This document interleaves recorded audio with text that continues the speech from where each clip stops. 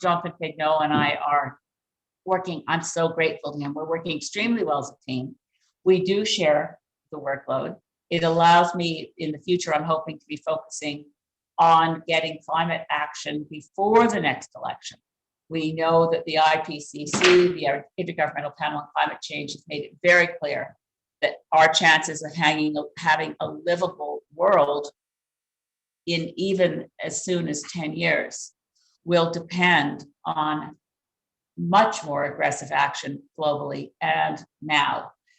We know that if we don't ensure that greenhouse gas levels stop rising and start falling before 2025, we won't even be able to hold on to 2 degrees, much less 1.5.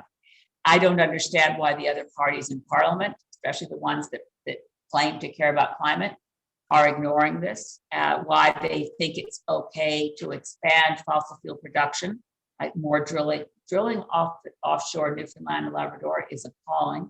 By the way, Jonathan, in his work for Human Rights Watch, was stationed in Norway while traveling back and forth to conflict zones around the world. He was in Ukraine when, at the beginning of the war, spent a lot of time in Central African Republic, but he's been living a lot of his life for the last number of years in Norway. So he's fluent in Norwegian, and he's made some very good connections with the Green Party of Norway, because the Bay du Nord project for drilling for 1 billion new barrels of oil and gas off the coast of Newfoundland and Labrador is the project of Equinor, the state oil company of Norway. So I'm very, very thrilled that Jonathan has already made such close connections with the Greens in Norway, who actually are also going through a leadership race right now. The Greens in Norway are doing everything they can to fight Equinor. So are we.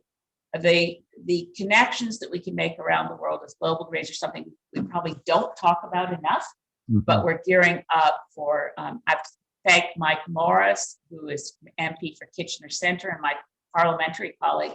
Mike covered COP27. Ironically, I couldn't go to climate negotiations because of being in the Green Party leadership race. So I was very glad that Mike went to COP26 last year in Glasgow, so he knew his way around COP. It's not easy to show up at a conference of parties and begin to understand where you fit in and make a difference when there's 10,000 people meeting and it's kind of like a 3-ring circus. Mike had the experience in Glasgow, so he went to COP27 in Egypt and was also able there. One of our really huge benefits of our work as Green MPs in Canada is that we can connect with Green MPs from around the world.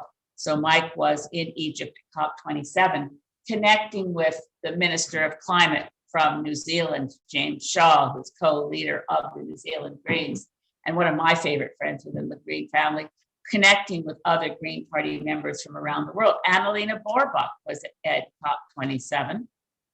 She's the just immediately passed Green co-leader for Germany, but she's now Germany's Minister of Foreign Affairs because the Greens in Germany are in that cabinet. We're in cabinets right now, by the way, in 11 countries around the world, which means that when you go to climate negotiations, those 11 countries, generally speaking, it's the Green Party member of the cabinet who is the climate negotiator. So also at COP27, I was reading in the media, Eamon Ryan, Minister of Climate for Ireland and leader of the Irish Green Party. So there's a lot of background there that we can connect with. And I hope in this next iteration of the work that we do in the Green Party, we have a lot of work to do, but I'm hoping that it will be better in terms of the alignment between what the council wants, what the staff wants, and what the leadership team wants to do. I could never convince the party in the past that we should accentuate the global Greens, that we should talk about our work in Parliament.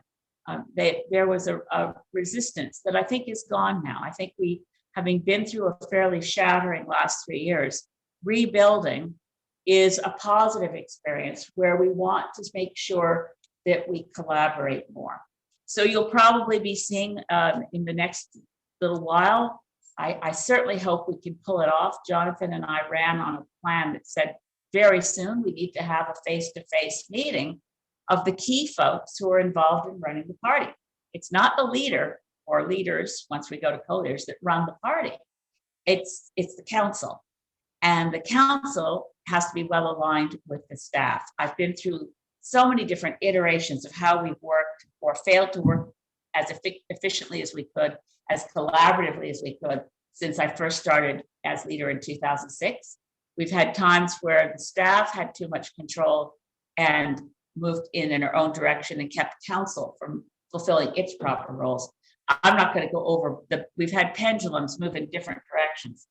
The ideal, and I now think we can head to the ideal, is teamwork, where the staff is respected and the staff respects the volunteers and volunteers and staff, and council is understood clearly to have the responsibility for running the party, because the power in the party under our constitution rests with the membership.